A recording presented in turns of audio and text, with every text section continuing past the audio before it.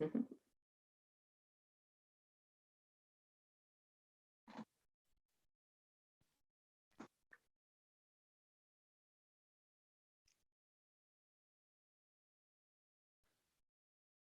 All right, we are live. Hi, everyone. I'm very excited to interview Brittney Holmes, design technologist at HMC Architects. I got to know about Brittney last year at AEC Tech Hackathon at TT. And one thing I really liked was like we totally resonated on the computational design aspect. And I must commend Brittney for organizing the first architecture hackathon. So it's great. Brittany is always pushing the boundary in this field. So thanks a lot for being on the show.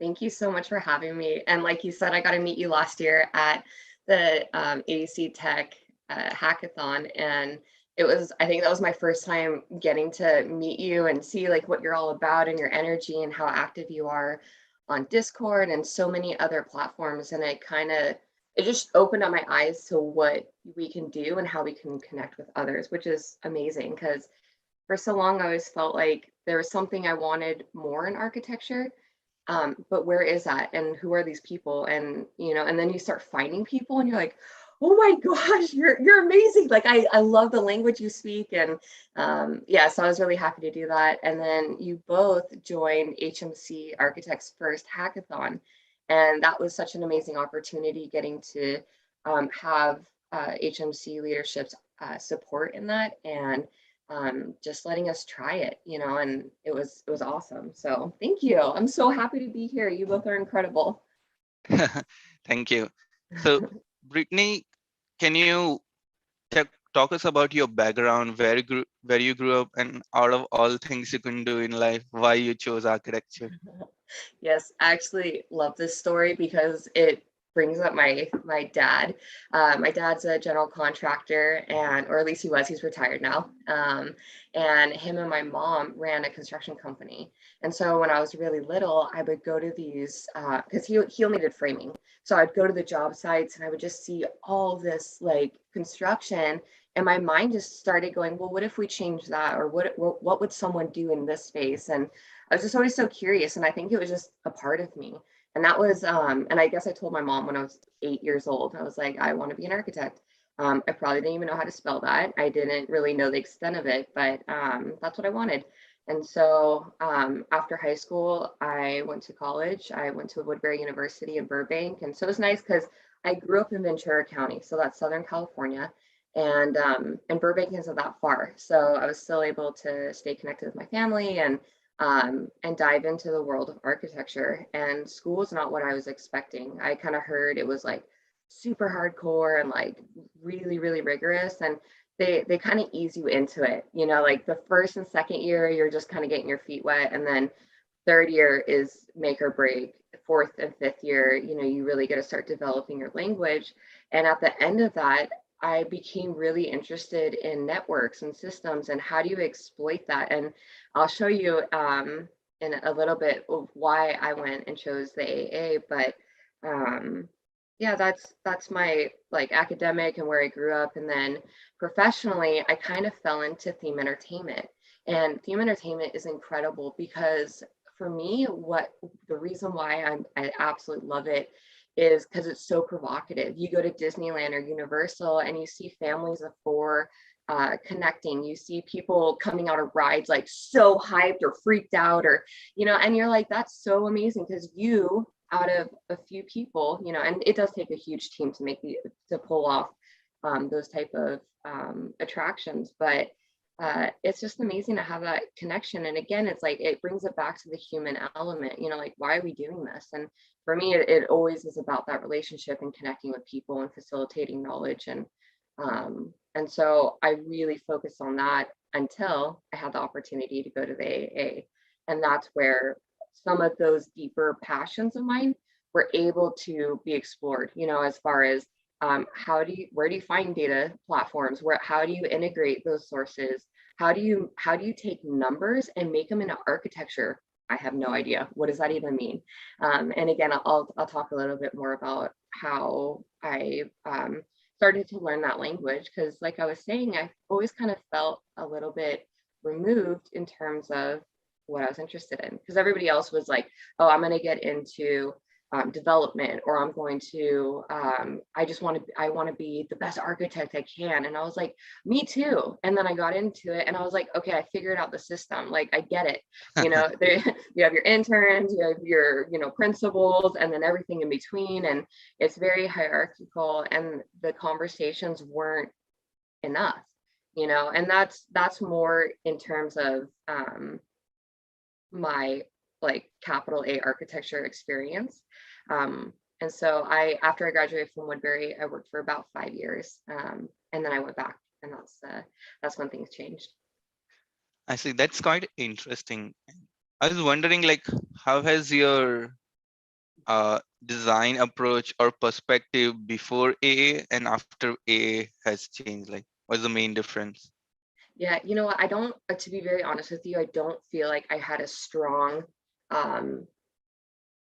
voice in design, because when you do theme entertainment, the IP is not your own. You don't sit there and sketch things. Well, you do, but at the end of the day, you're serving a single purpose, and that outcome has to be a product of X, Y, and Z. So it's not like I'm collaborating with a bunch of incredible architects and we're like doing this bottom up approach to design. It's like, no, it's very prescribed. So you have your queue, you have you have all these transitional spaces until you get to the actual dark ride. And then people go through retail, they exit, and then they either do it again or they find something new. For me, I thought it was absolutely fantastic, because there's so much science that's built into kind of human thinking, like what's that proximity between someone walking down Main Street in Disneyland and their proximity to a food cart, or something like that. And so for me, that was always so satisfying. And there's so many different calculations, like how many people you can get through a dark ride, and then how much, how does that translate into profitability and the guest experience. And so I learned that. And so I knew there was, I don't know, it was more technical, I guess. And then a lot of it is production. So I was learning how to put together construction sets and how to communicate and harvest those relationships with the clients and make sure you're like, I got you, we have this, we're going to do this, and we're going to do the best we can. And so a lot of that was more that. And then when I went to the AA, I was able just to kind of like get quiet and listen, because the people at MTech specifically are incredible and so brilliant. And I just needed to listen. And then when I came home, I was able to come home with a better understanding on how to approach design using scientific method. And then I started to develop what I thought that was, and then how that kind of looked in professional sense. So actually, when I came back from the A, I got back into theme entertainment. And so I was doing a dark ride, and it was really, really fun. But a new opportunity came up at HMC, and that's where my voice really got to take off. So I joined them at the beginning of 2020, and they're incredible because they're all about designing for good.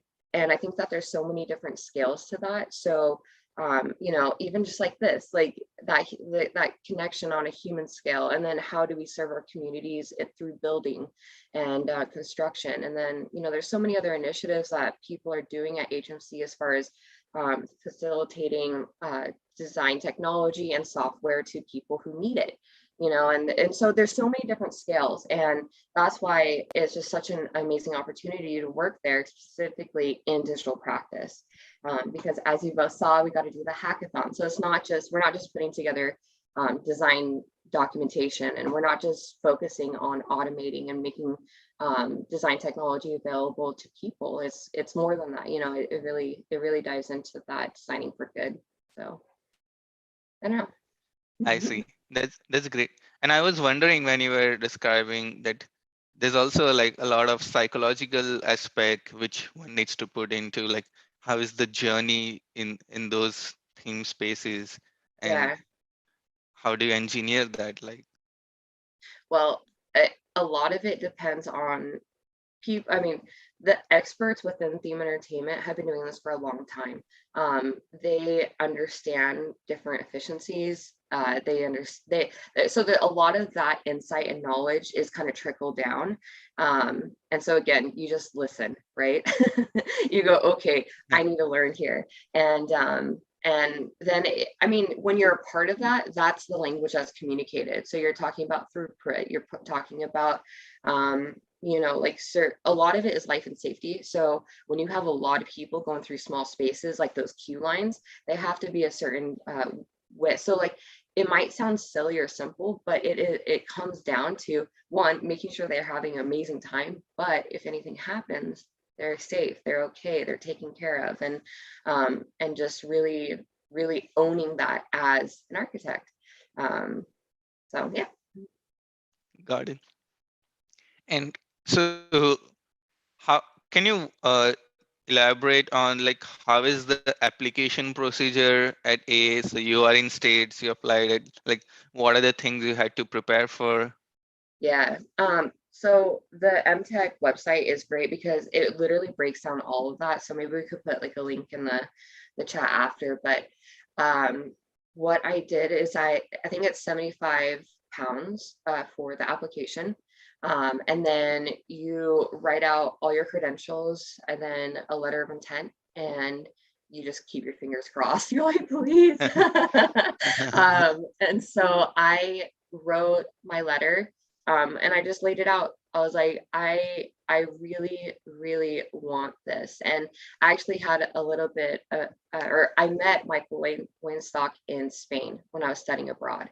And I'll go into it a little bit more, but that's how I knew about the AA. I think it's extremely unique, especially as far as the dynamics, because when you grow up in the States, the you get a syllabus, and then your teacher's your like final say authority. There's deadlines, and there's not a lot of interactivity, you know, or like opportunity to step in and really curate your experience. So at the AA, you have a big voice. You know, you can really you can speak up, and you can just really sculpt, you know, what you're looking for in the curriculum. But yeah, so you send in your application, you write your letter of rec, you pay the fee, and then you wait. And that's kind of my memory of that whole situation. Got it. And can you walk us through your A journey in detail? I know you have Yeah. good visuals lined up, so I can't wait. All right. Cool. Thank you. Can you just give me a heads up that you see it? Yep. Okay, cool. So my journey at the AA started with this man. His name is Michael Weinstock, and for anyone who doesn't know him, he founded MTech at the AA.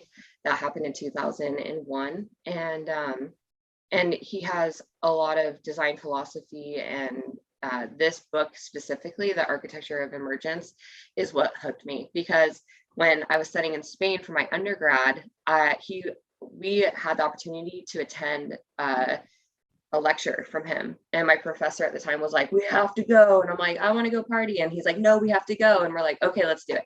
So we went, and Dr. Michael Weinstock started talking about swarm theory and how you can quantify those systems and how that could end up sculpting urban design. And I'm going, what is this person talking about? I have to be a part of this. Like, and I was just instantly hooked, because I felt like he was talking about bigger things than just concepts, you know, like I needed something more than just a narrative, you know. And I think that that narrative changed into a data story, and then being able to really articulate design from a bottom-up approach using measurable items. And then that's when we get to quantify and integrate empirical information. So when he was talking about swarm theory, I was like, I have to be a part of this. So what that looked like is back in 2012, I started my professional career, and then I wanted to get smarter. So that's when I went to the AA.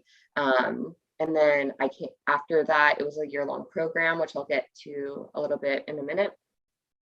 Then I started my like the actual application of everything I learned at HMC Architects. and that was 2020. And then we'll get into it in a minute, but kind of where I see CDM being developed too. Specifically to the MTech program, there's two options. So you can either choose the MSc program or the MArch program. The MSc program is 12 months. You are taught 3 courses, and then you give a final dissertation that September, or like the next September. The MArch is 16 months. So this is something, or this is for somebody who wants to do, you know, the whole MSc structure, but then at the end of it, you would have kind of a product to take. So that means you would do your actual thesis design. You would have your dissertation, you're gonna have prototypes, and you're gonna really be able to mock up a whole piece. For me, and because of where I was at, I chose the MSc program. That was specific because I already had 5 years of professional experience. I had a portfolio that showed competency in putting together design sets. I kind of had a little bit of language as far as like what I thought design was and where I wanted to take design. So that's why I chose the MSc. I needed to get in there. I wanted to learn as much as I could about biomimicry and, you know, really diving into some of Dr. Michael's Winsock's theories and everything that he's been pushing. And then there's an amazing staff like Dr. Alif and Dr. Mohammed and Dr. Malid, and it's just so funny because they're all doctors now. So much has happened since 2017, but yeah, it was just, you're surrounded by incredible people. And what that looks like is within those 3 terms, you start with boot camp. So if anybody is interested in joining, just get on YouTube and start learning Grasshopper. Like if you have no other resources, if like you don't have access to academia or professional training or anything, get on YouTube as soon as you can, because there's so much free knowledge out there. Obviously you'll have to vet it and make sure that, you know, there's always better ways and whatnot, but just to get the core principles of how to do visual programming, I feel like it's necessary. So I came in cold. I'll be very transparent. I do not consider myself a technical person, and I had to fight very hard to understand the surface of visual programming. I know that you guys are extremely well versed in, you know, coding and like really hardcore computational design, but for me at that time, I was not prepared. And so boot camp rattled me. It was so hardcore. It was a 2-week workshop, and the course supplemented with like seminars, tutorials, and that's where I really started to dive into parametric thinking, which is everything, right? And, you know, digging into geometry, coming up with different material systems and what would be an appropriate technique for some of the ambitions within boot camp. So ultimately what we wanted, or what they wanted to see, was a fabricated model that came from a digital model.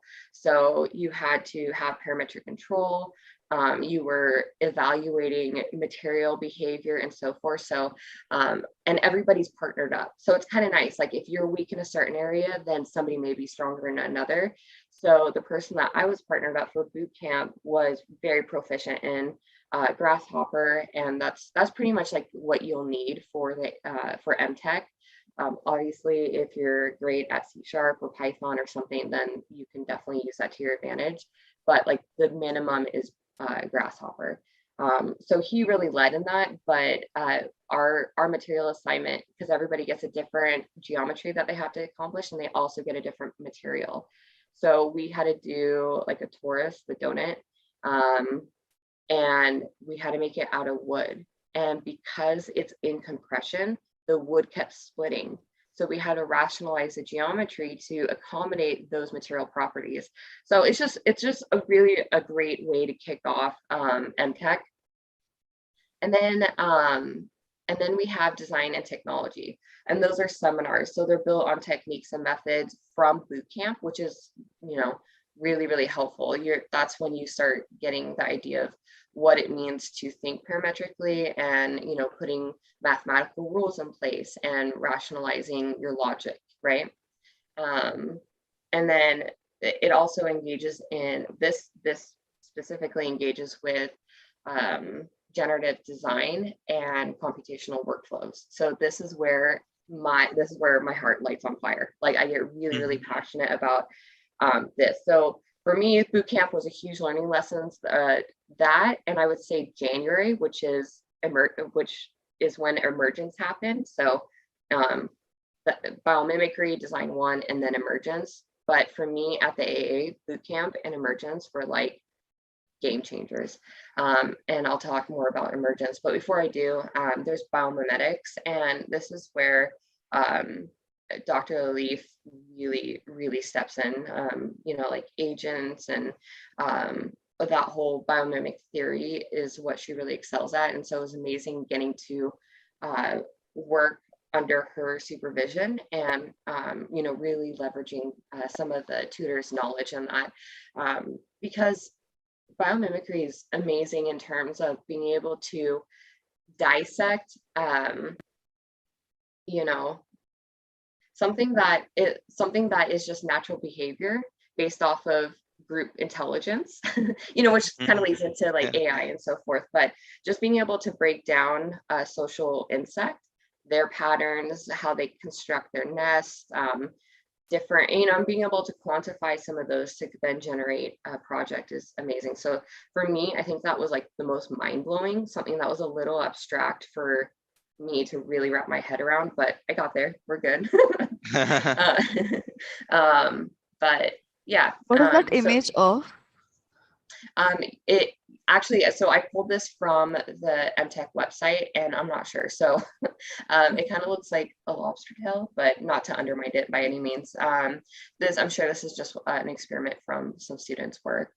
I also put Dr. Lee's contact information in the next slide. So for anybody who wants more information on, like what are the standards? Like what type of scores do I need? How do you grade per, like course, Also something that was interesting for me is coming from the States, I feel like everything's very individual. You are graded based off of what you can produce and what you can communicate. And so that's still the requirement at the AA, but you tend to work with partners.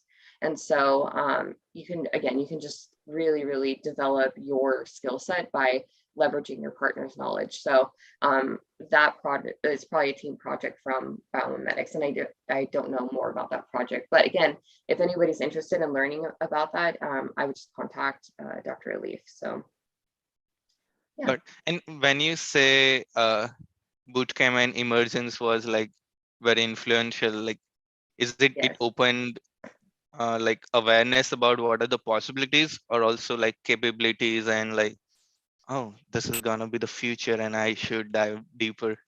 100%. Yes. Like I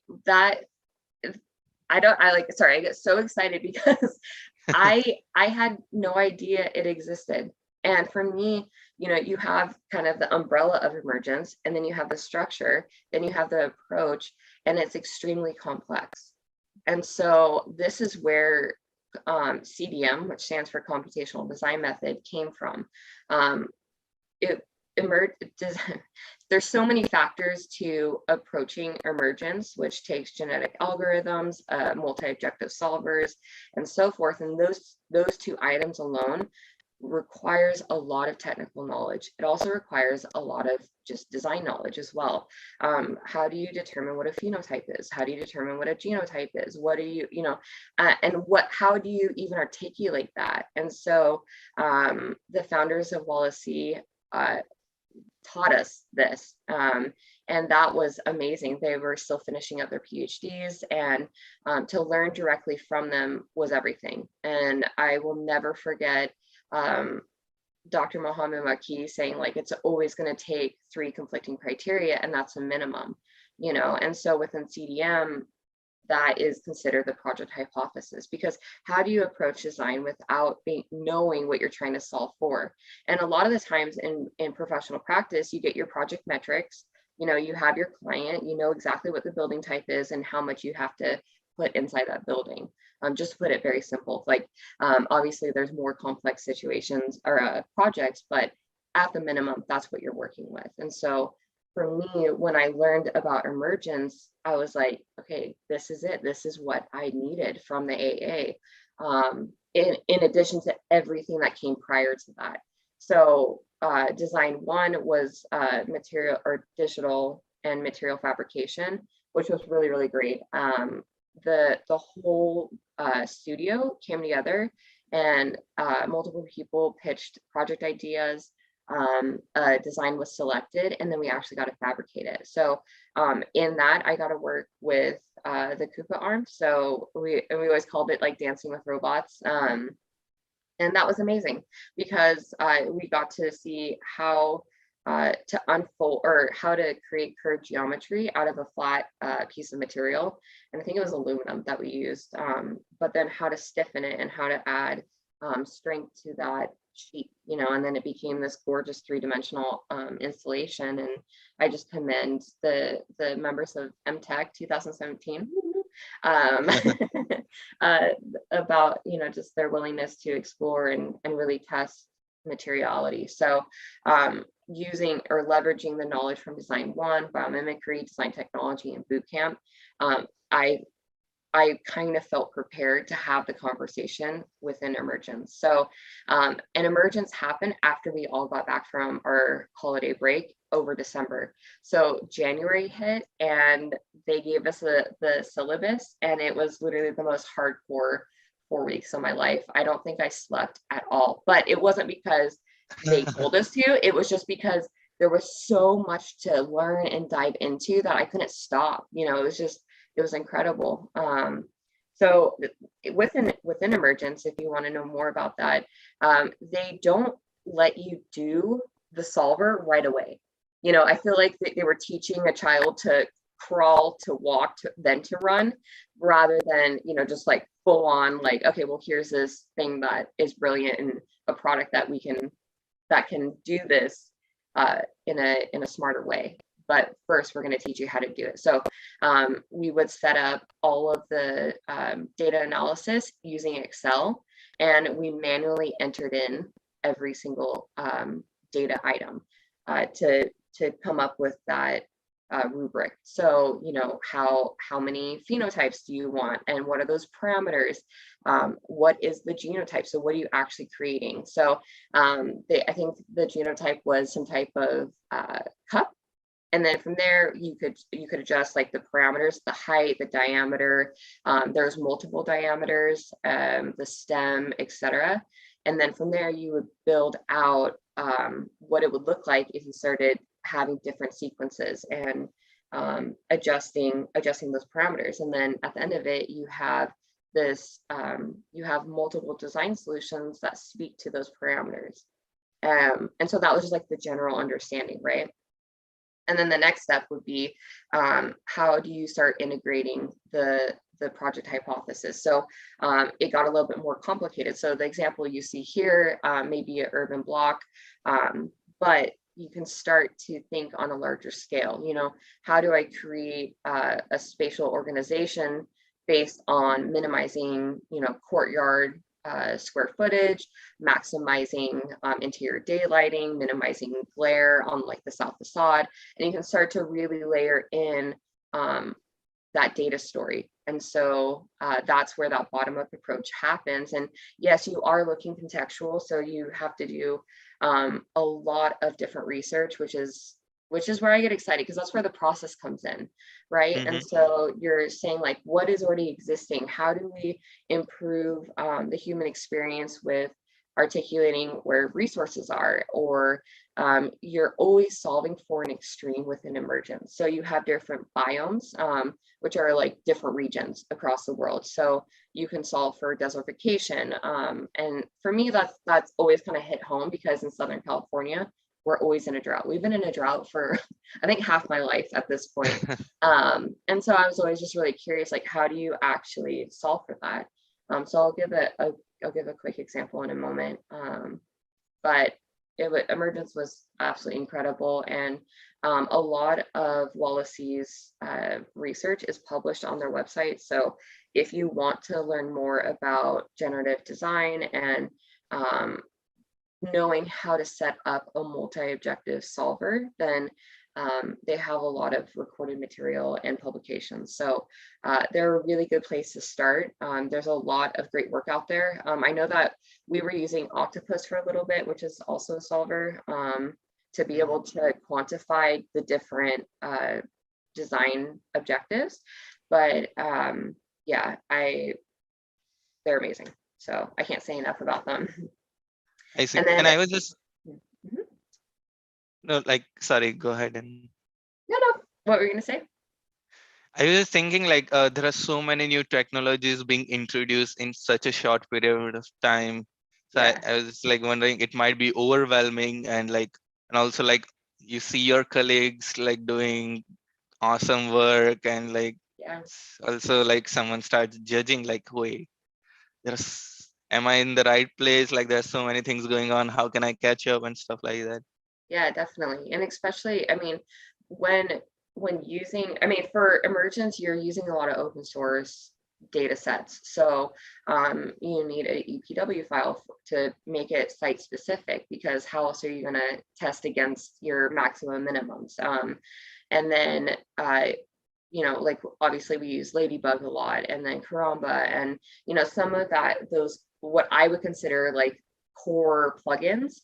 But you're right, like between me graduating in 2018, which I think I walked in 2019, to now, there's so much that's been developed. Like I know you interviewed TestFit, and you know that's revolutionizing our industry. And you know there's so many other systems that are leveraging programming and computational design. So you're right, it's this constant like revolving, you know, what's next, and figure. But at the end of the day, what you want is something that is going to address what you're trying to do. You know, that's also something that I absolutely love about parametric thinking, is because it mandates that you commit to something. You know, I think it's so easy to just kind of like sketch and, you know, do your thing, and then you come up with this building and you're like, cool, it's there.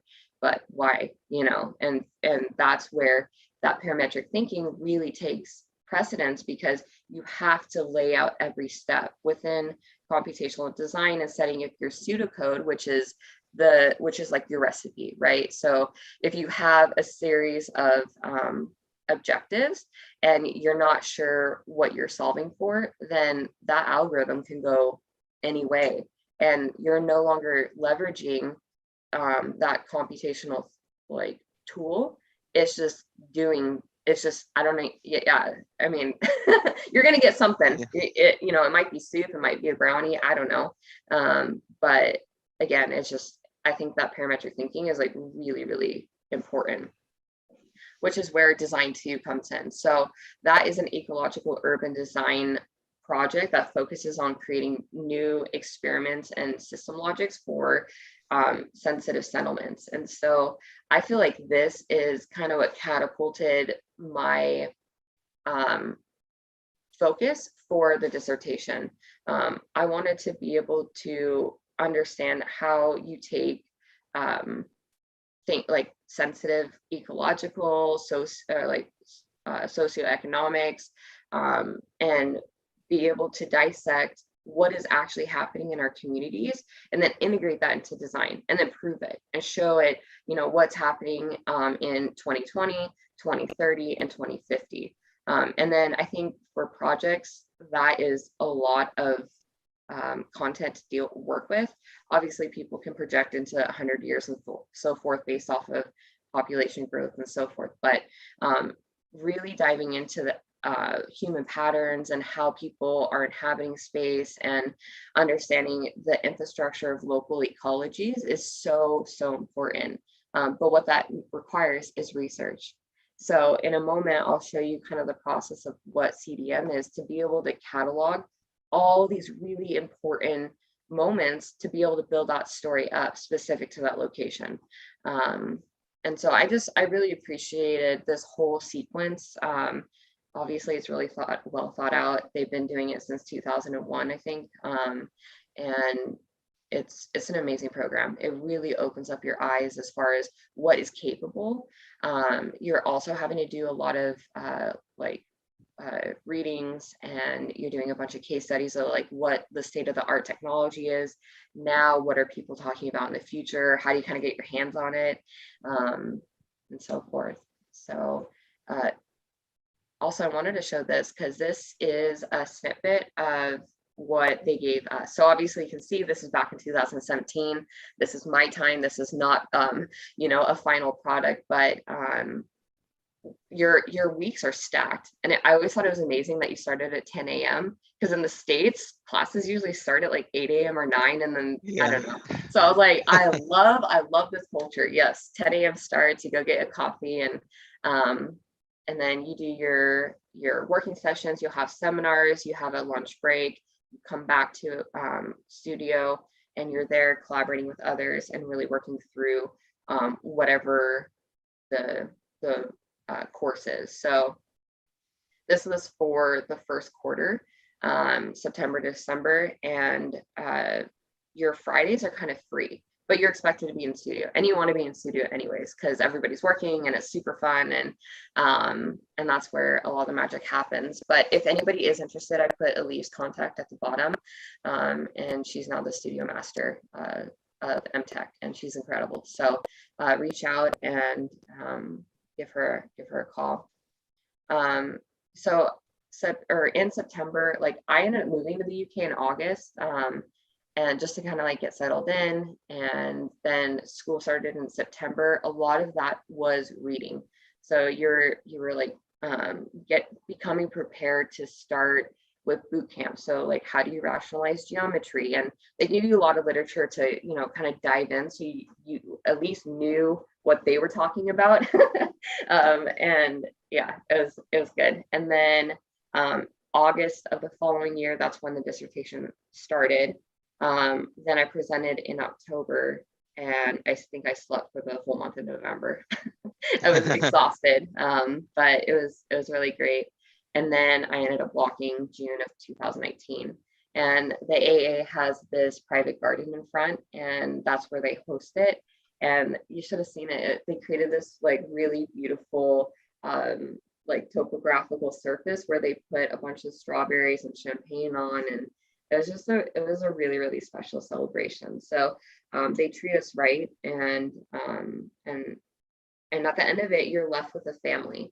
I feel like I have connections literally around the world, Australia, London, so forth, and those are just like genuine relationships that were harvested based off of common interest, and a lot of that stems from being able to design for a reason, and I know, and I'm not undermining any other practice or like ways of approach, but for me, that's what I needed to feel like I was being responsible with what we have now. And there's a lot of technology, you just mentioned that, and then leveraging how you design great spaces, so daylighting and wellness, and then there's also so many other sustainable initiatives, like the UN sustainability goals, and there's 17 of them, so try to tackle half of one. Once you get into all those different goals, there's so much content and resources. And so we have a lot of responsibility as designers and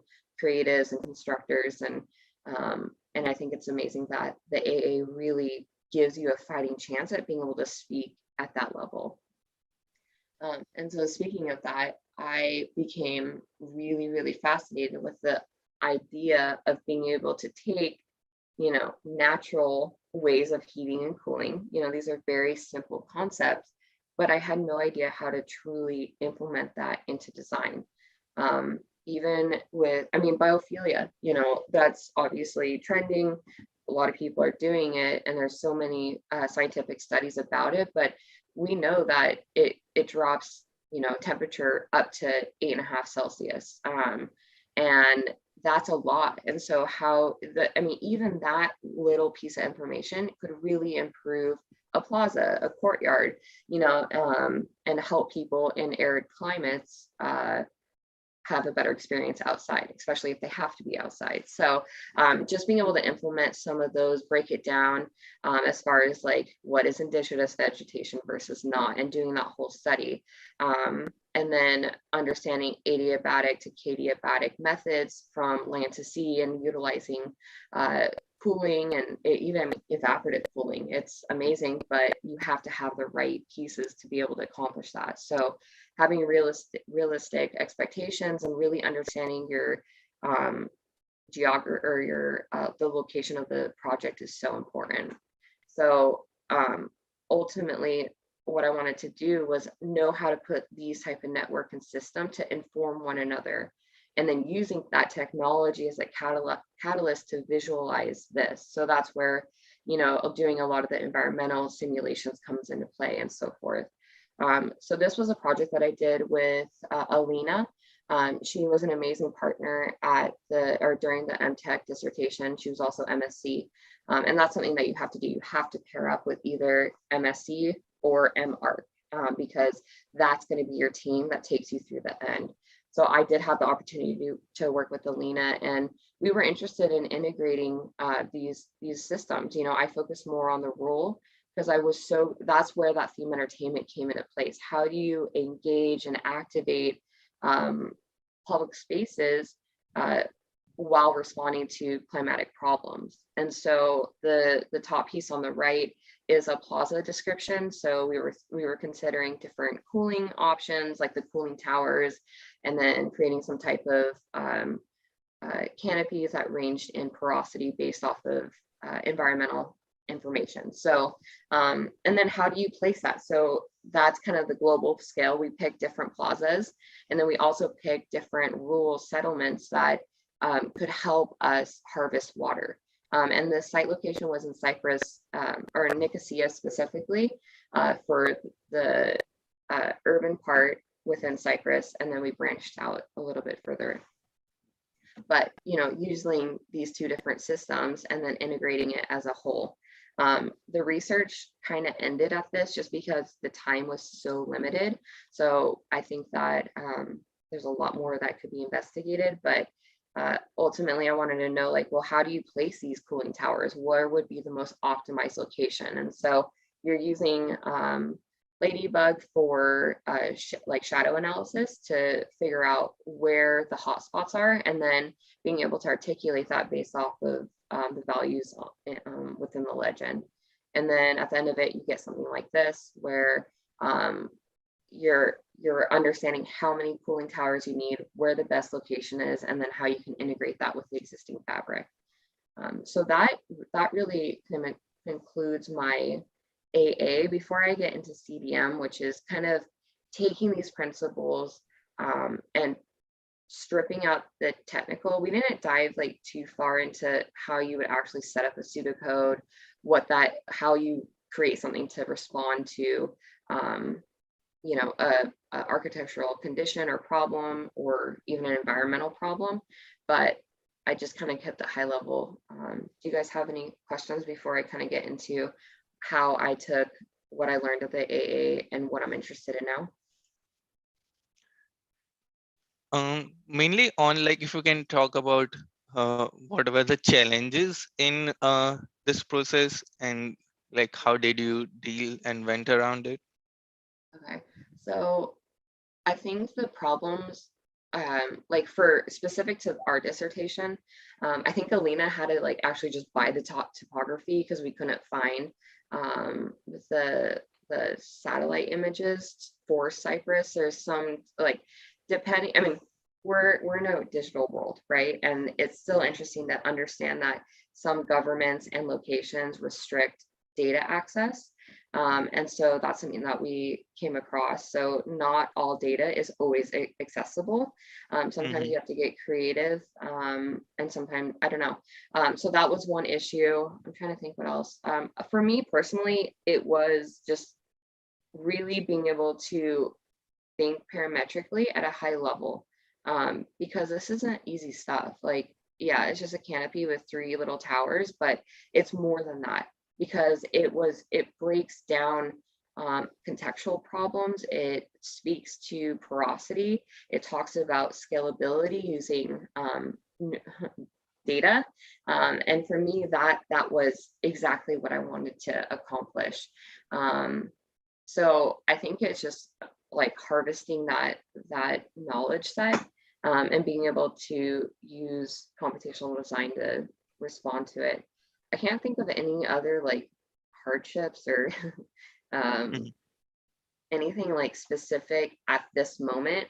But I think with speaking back to parametric design, it's so important when you're collaborating with a non-technical person or even a technical person to really flesh out the ambition. Like you have to be fully transparent, especially on agenda. So if somebody is interested in creating a digital tool that solves a certain reason, really breaking down the process and understanding what the end product looks like is so important, because you don't want to feel like you're just a glorified technician. Like we're more than that. Mhm. We want to be a part of the design process, where we want to be a part of the design team. um, and and I think that really being able to have a common goal is like so important.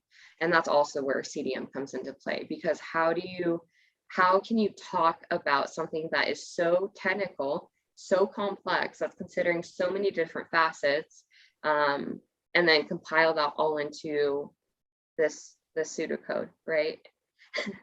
It's very complex, but it's wonderful. Got it. I have a Yeah. design question here. Like you said, you calculated like how many number of towers you have to put. So was it like based on the airflow, or how did you like Yeah. what type of vocabulary did you use for that? Okay, so some of that, so I picked 4 different plazas. Those plazas were evaluated based off of existing context. So each of the plazas had different heights. Those range, I don't think I included that diagram, but those ranged from, like 10 feet to 20 feet to 30 feet. So they were all low to mid-rise buildings, but also there wasn't a lot of wind flow. So we did a CFD analysis, we did porosity analysis. The topography of those canopies were also articulated based off of heating and cooling, and then optimal heights based off of the existing condition. And so those were some of the parameters within solving for these plaza installations. And then also the angle. So like there's 2 typologies happening. We have the surface, and then we have the towers. So the towers, you can see, are oriented differently. The height and the radius is different, and also the angle or the tilt on the top of the wind towers are different based off of daylighting, wind, and just optimizing for getting the cooling down below, and also the heat to evacuate, leave the plaza, because a lot of the environmental conditions within Cyprus, it's stagnant. So there's not a lot of wind movement and so forth. And so to help in any way, you can start to pinpoint those. So those were some of the factors to generate those 2 different systems that ended up becoming a single unit. Awesome. I'm now interested how you use this thinking and translate it into profession. Yeah, it definitely took a long time, because when you come back from the AA, I feel like you're on fire. Not in a bad way, but you're just so passionate and you just learn so much, and it was a really intense year. And then it's hard to quantify like how to integrate these type of design systems into practice, especially when maybe you're coming back into a project that is at design development. They already, feasibility, all of that has already been established, square footage, and there's not a lot of room to start a project and go, well, what are the environmental conditions? And they're like, well, we don't care, get it done, and so I think now with CDM, which stands for computational design method, there's certain things that architectural practice don't necessarily have. Maybe that's a lack of resources. You know, maybe they don't have a computational designer. Maybe they don't have that design technology. Maybe they don't have the time or the fee. And then a lot of the times architecture is service-based, you know, unless you're in like a really high-end design firm. But at the end of the day, you have your bread and butter, you know what's going to be profitable, and that's where we're at. So with that being said, though, you know, there's still very real things going on.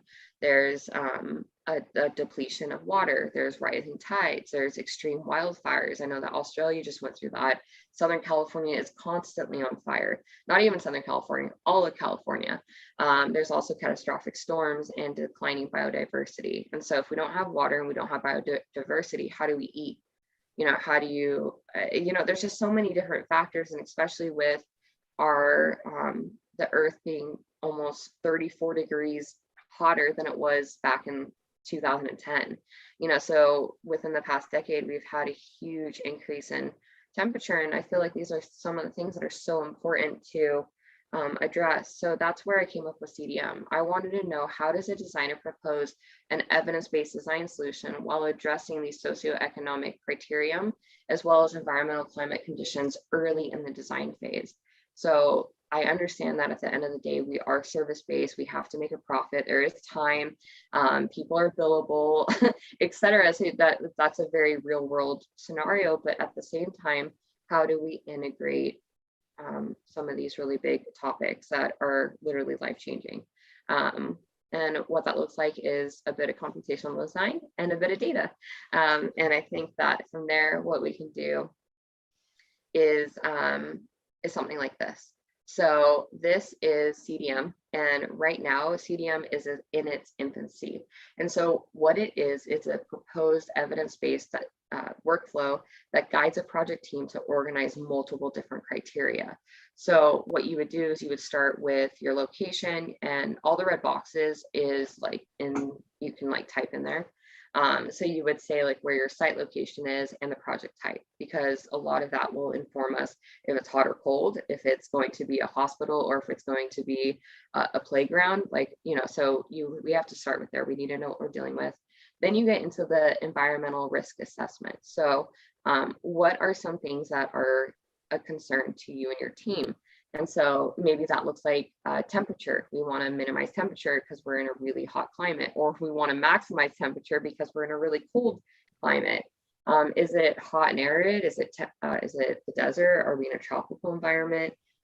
Because if there's humidity, there's so many other things that we can utilize in building systems. And then based off of all of those factors, we can start to orientate the building for optimization. So that will also help with heating, cooling, insulation, and so much more.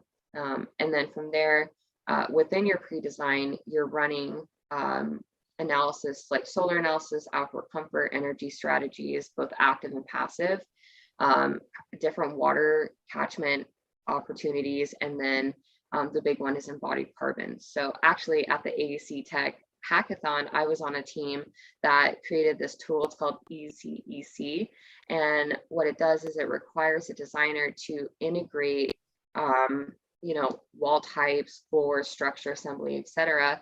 And then you can actually articulate the window to wall ratio, so you have a flushed out building design, but it's more informative than, you know, a proposed design. So trying to get designers to commit to that level of detail in the beginning of a project is really difficult, because a lot of times they go, well, I don't know yet. And it's like, I know you don't know yet, but what is it going to be? Tell me. And so what you can do is you can start to build that data story going, well, based off of solar radiation, this is what, you know, you're dealing with. And these are going to be spots that are very uncomfortable. They're going to be too much light, or there's not going to be enough light and people are going to feel sick, or, you know, whatever it might be. And then you move into the second category, or the third category, sorry, which is the data acquisition. So this is where previous experience and knowing where to pull the data sources from is going to become really important. So you're doing site analysis, topographical studies like watershed, erosion, etc. A lot of this is simulations, and then you incorporate all of your chosen environmental risk assessment.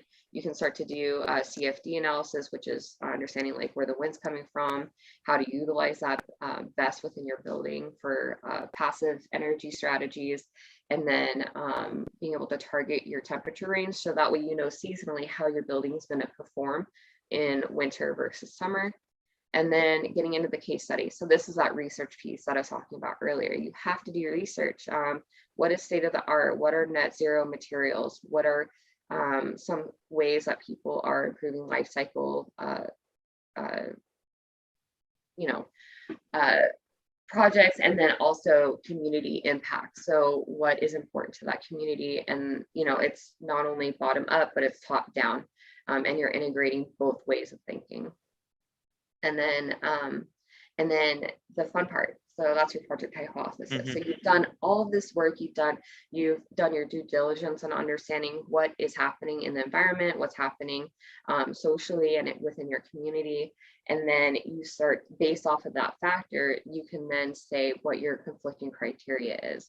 So earlier I gave an example of, like minimizing glare, maximizing daylight, and there's so many other different configurations. So again, it comes back to where you're at in the world, what the design problem is, and to be able to speak about it in terms of parameters. And the thing is this is where you can test your design against that criteria.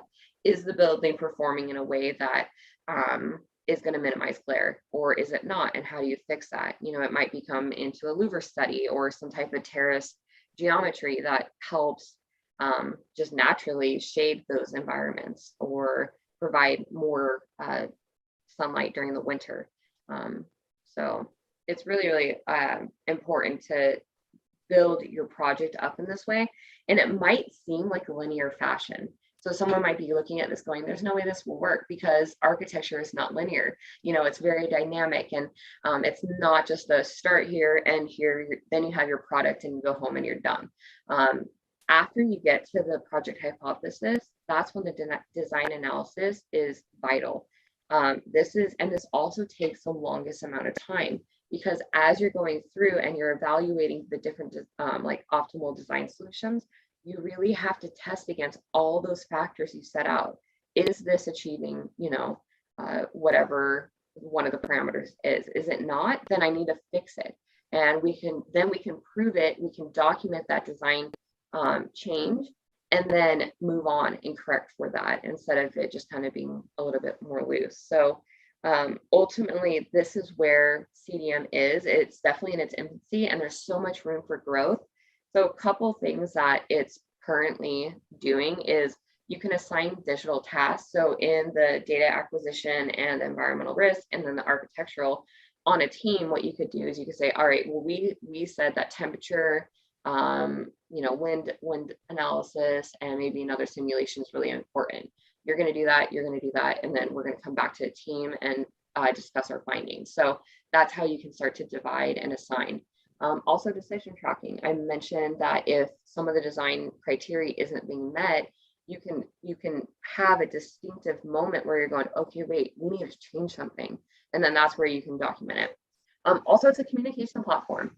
So many of the time I felt like, okay, well, I thought we were doing this, and then overnight, maybe a client was like, never mind, I want this instead. And you're like, okay, well, we're going to switch gears, but that communication may have not happened. So CDM is also something that the project team can use as a communication way to document and really, track those moments. And then also an organizational tool. I did mention it's not a linear process after you kind of do the start to finish, right? Because then you have to go back and you may be changing things. Things may come up and you want to do different digital simulations. So those are what it's doing. And then now what we can do is develop it into further stages. So the digital dashboard is kind of a two-dimensional PDF at the moment. However, I'm sure you can imagine that this could be like a full-on, like, cool digital platform where there's things that are emerging, changing, etc. And that's how the design team can actually document it. And then developing an application. So, you know, that way your client can see like everything that's being done, those design results and so forth. So that way they can be a part of the story too.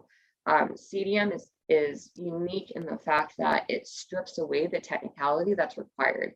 So we know what we have to do to be able to pull like daylighting and so forth, but maybe they don't need to know. They just need to know how their building is performing. So it does strip away that technicality, but it also requires a lot of this knowledge to be already kind of pre-baked. And then also it defines parameters. So sharing those technologies, the sequencing and so forth is something that you can share with your client or just even among your design team. And then future proofing, like you mentioned, there's so many technologies that are advancing now. How can we document what's current, kind of state of the art, or something that's evolving? I know that even within pulling site context, there's so many different ways, but then you start to notice, okay, well, they've stopped developing that. So therefore, the data that I'm pulling from it may not be relevant. You know, so you just have to stay smart. You have to keep up with the times and so forth. And that's me. That's what I've done. So my journey to the AA took me there because I wanted to understand networks and systems. I wanted to understand how you can quantify certain things, and that all stemmed from hearing that one lecture from Dr. Michael Winstock about swarm theory, you know, and that specifically got me to where I am now. So I heard him give that lecture in 2011, and now it's 2021, almost 2022. So it's definitely been a long journey. This isn't, for me at least, it wasn't an overnight thing where I was like, oh, I get it all. Okay, cool. It's definitely a lot of diligence in staying true to it. And you have to stay agile. You know, that last piece, the future proofing for emerging technologies, is so important. So that's that, and that's how I came to put this whole CDM platform together. So that way it spoke to some of the things that are so important as far as climate change and being able to address sustainable design within things that are, or like parameters that can be broken down and achievable. We can have really big ideas, but if there's not a way to document, process, and then test it, then how do you do that? It's just a bit overwhelming. So that's it for me. Awesome, like incredible work. And like I must admit, like you have done very holistic thinking in developing this whole workflow. You have considered all the parameters and the whole process. And I'm curious, like how do you see, like on the implementation part, you mentioned about UI UX. So Yeah. my first impression when I saw it, like, oh, so is it like once we input the project data and some site context, there are parallel analysis will be running and we'll get like results at the end, like, and first like implementation, and who are the end users here? Is it the project manager, or is it a designer, one or two, who will be using? Yeah, I think, well, okay, because in a traditional architecture firm, those would be two different groups of people. But after coming from the AA and learning about, or just having a different approach to team dynamic, CDM is meant for everybody. Everybody on the team is there for a reason. They have a voice, they may have varying project experience, but at the end of the day, if they're not aware of, you know, the bigger changes and the reason why, then I don't think that's fair, you know. And so the end user is the people who are contributing to that design process. As far as level of interactivity and how much they use it, obviously that's up to them. But again, this could just be a tool that helps define those parameters and makes it easy. Like for example, HyPart is incredible. They've stripped away the technicality and have been able to gift somebody the opportunity to be a part of the design and share that knowledge and be transparent in that. And I shared those same values, you know, that transparency, and be able to have something that just exploits all of those systems. You know, it's very, very difficult to visualize what's happening without those data sets. And fortunately for us, we have a lot of avenues to do that. So that's who I would envision the users to be. It's the team. And if we want, we can develop that further into handing that off as a product to a client, and making them a part of the process as well. Because at the end of the day, they are paying us for a service. But yeah, and then as far as, you know, dreaming of what this dashboard is, and there, like you mentioned, it could become its whole own IP, where all these data sets are integrated into a single system, and then that way anybody on the team can push and pull and be able to have access to what those parameters are solving for. So I'm really excited to see what happens in 2022. As I mentioned, HMC is amazing and really thought leaders in the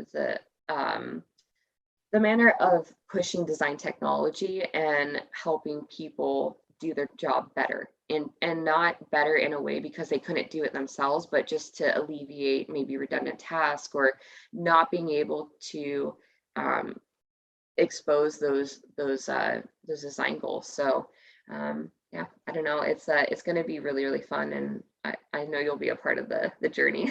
Be like, beta test it for me. And like, I'm very excited to see how it grows.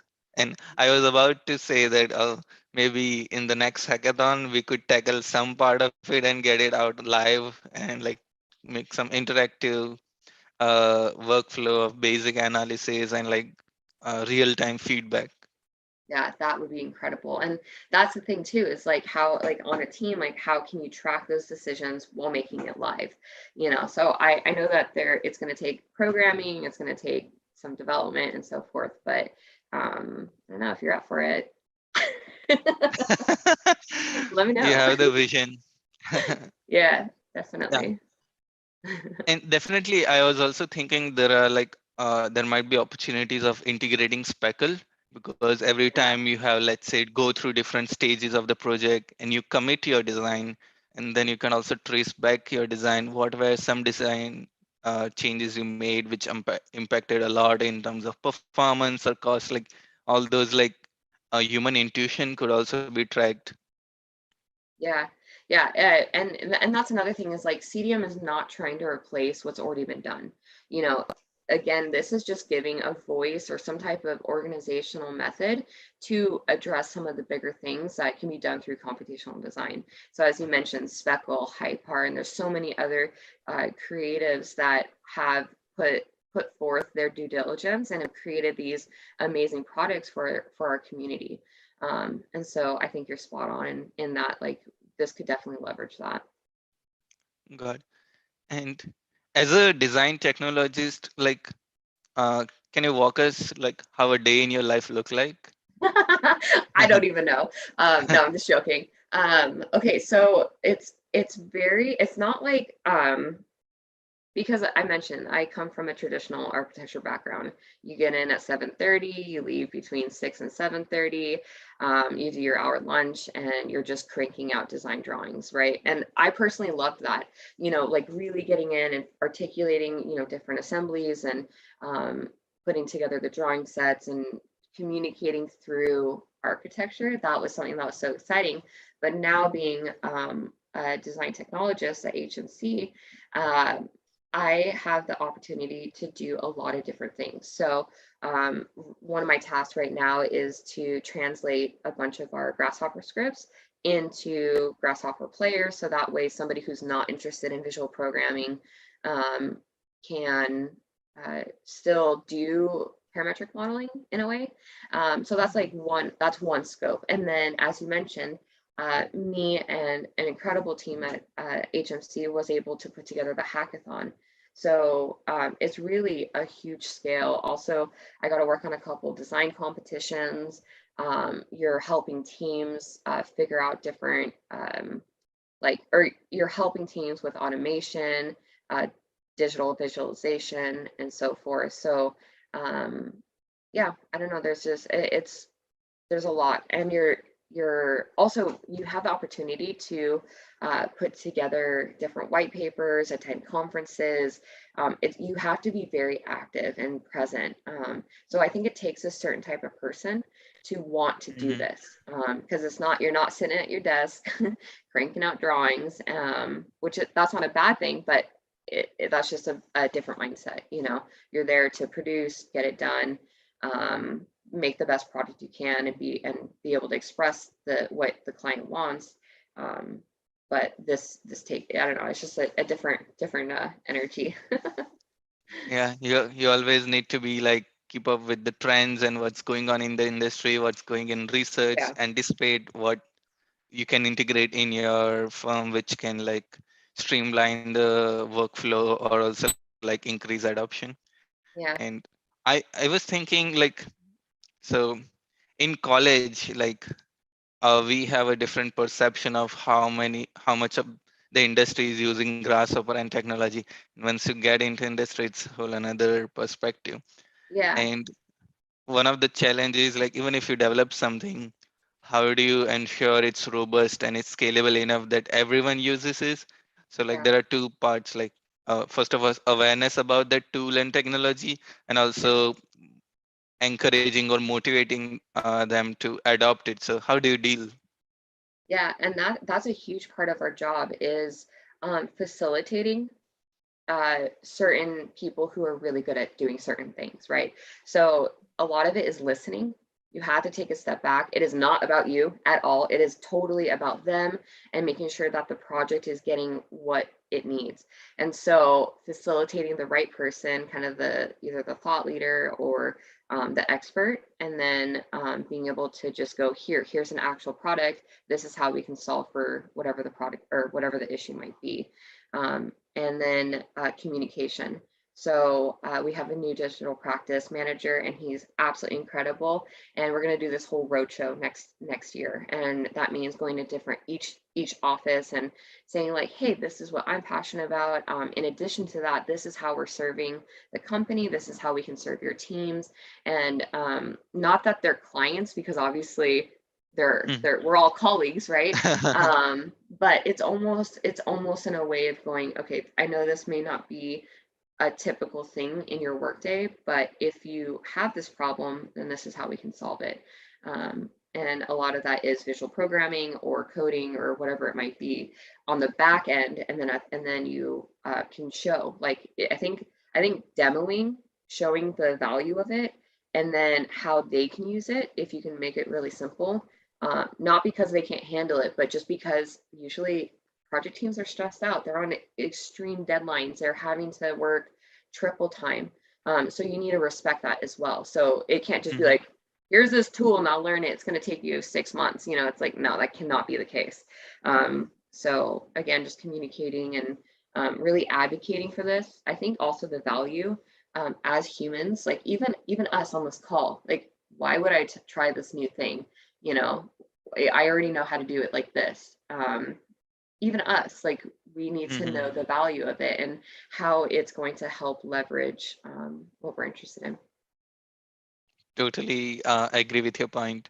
And I'm curious to know your thoughts is like one way to increase adoption of your tool is top down or bottom up. Like you can force and ask senior, like have everyone use this sustainability tool in every project in your studio, or you go to the junior designer, oh, it's gonna save a lot of your time. It's gonna make your design healthy and better. So, but Yeah. and then the junior says, I don't have time, or like there's friction somewhere else. So how do you deal with that?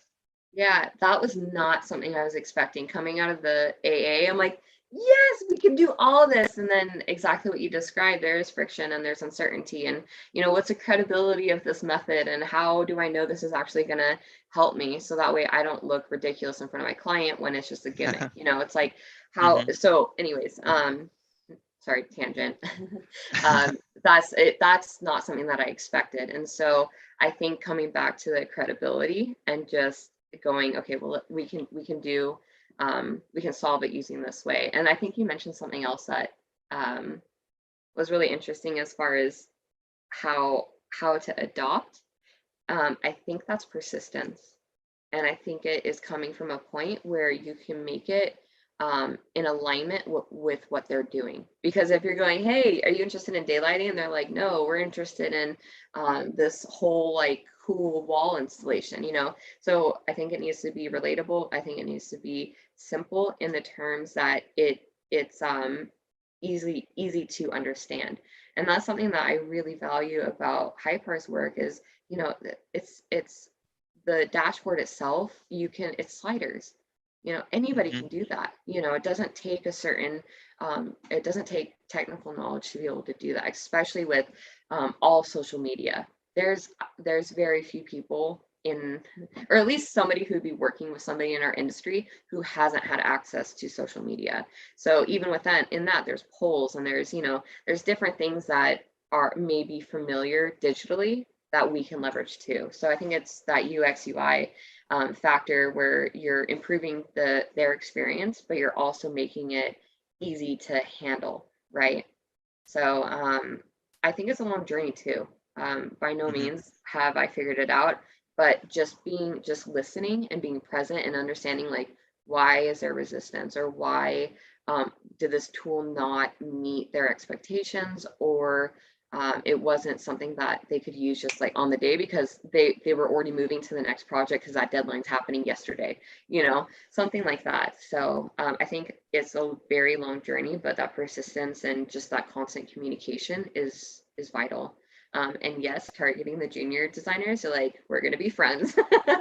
Help your PM understand that by doing this, you just saved 5 hours, you know. I mean, even automating sheets in Revit, there's so many different things, and it doesn't necessarily have to be design, you know, because every process for that is design, you know. That's also something that was a shift in my thinking, because something that I have to do is visualize what I've done, you know. So in architecture, you're just putting in hours, whereas as a design technologist, I need to quantify what I'm doing. And so it needs to be measurable, and I need to be able to say, listen, this is what I did.